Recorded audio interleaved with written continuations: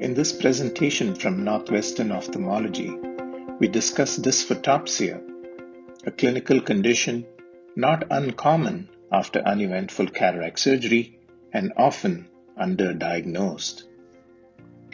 Let's look at an example. A 65-year-old patient presented to us for a second opinion. He had undergone uneventful cataract surgery at an outside institution 6 months prior.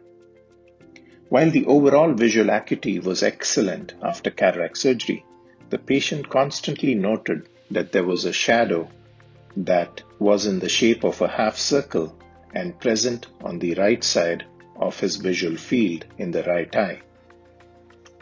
While the symptom was constant, it was more prominent when he focused on a close-by object and less prominent when he placed his right hand on the upper right corner of the right eye. On examination, the visual acuity was 20/20 in the right eye. A single-piece intraocular lens was present in the capsular bag. The lens material appeared to be acrylic, and the capsular rhexis margin overlapped the edge of the optic 360 degrees. The posterior capsule was intact. Based on the patient's symptom of noticing a crescentic shadow on the outer corner of his right eye, and based on the fact that the anterior capsular rhexis margin overlapped the optic of the intraocular lens, our impression was that the patient had negative dysphotopsia. And since the patient was definitive about his frustration with his current visual situation and wanted a solution, we offered surgical correction. The plan was to exchange the intraocular lens from acrylic to a silicone intraocular lens and then to reverse optic capture the optic of the silicone lens. The surgical procedure started with injecting a cohesive OVD behind the intraocular lens and all around it. After carefully mobilizing the intraocular lens, it was prolapsed into the anterior chamber, bisected, and removed from the eye. A 3-piece silicone intraocular lens was then dialed into the capsular bag, after which reverse optic capture was performed. This started by elevating the proximal edge of the optic in front of the edge of the capsular rhexis, and then the distal edge was engaged with a Sinskey hook and then prolapsed forward. A Coke spoon was constantly placed behind the optic to levitate it forward because the optic has a natural tendency to prolapse back into the capsular bag. The red line helps detect the location of the capsular rhexis margin after reverse optic capture. On post-operative day 1, the patient noted that the shadow that he had noted before surgery had disappeared. As the patient healed after the surgical procedure, best corrected visual acuity returned to 20/20, and the intraocular lens remained in a position of reverse optic capture, with the haptics staying in the capsular bag and the optic staying in front of the anterior capsular rhexis. Dysphotopsia was first reported in the 1990s. This was a time where the intraocular lens optic material transitioned from silicone to acrylic. The mid-90s was also a time where the design of the intraocular lens optic was changed from a round edge to a square edge design, with the expectation that posterior capsule opacification would be lower with the square edge design. The mid-90s was also a time where the importance of a continuous capsular rhexis was recognized, and surgeons began to increasingly place the intraocular lens inside the capsular bag after a continuous capsular rhexis.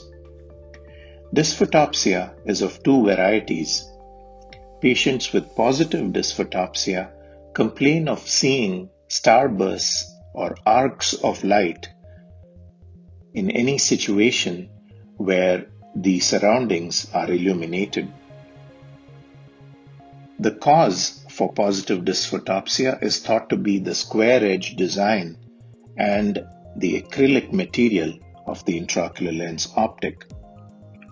The focus of our presentation is negative dysphotopsia, and while the acrylic material and the square edge are thought to contribute, the single most important factor responsible for negative dysphotopsia is thought to be the overlap of the capsulorhexis margin over the edge of the optic of the intraocular lens.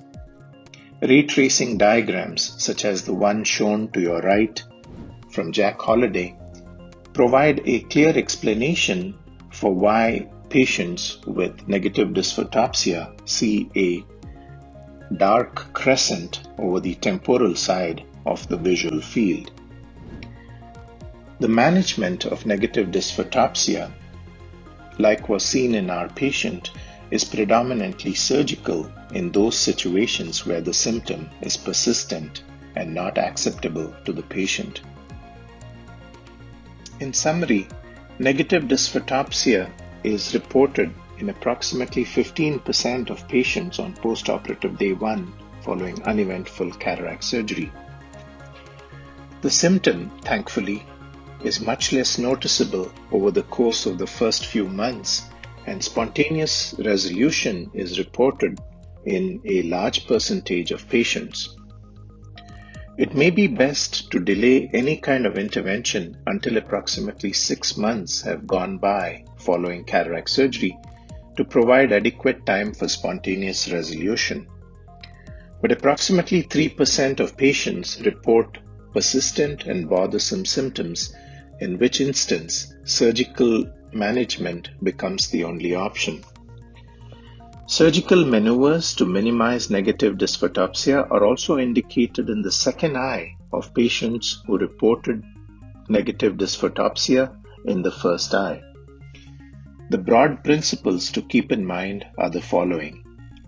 Placement of a low index of refraction intraocular lens material such as silicone is optimal to minimize the chance of dysphotopsia. Reverse optic capture is the single most important surgical maneuver to try to accomplish. In situations where the capsulorhexis diameter is 5 mm or smaller, reverse optic capture can be easily accomplished by the surgical maneuvers demonstrated in this video.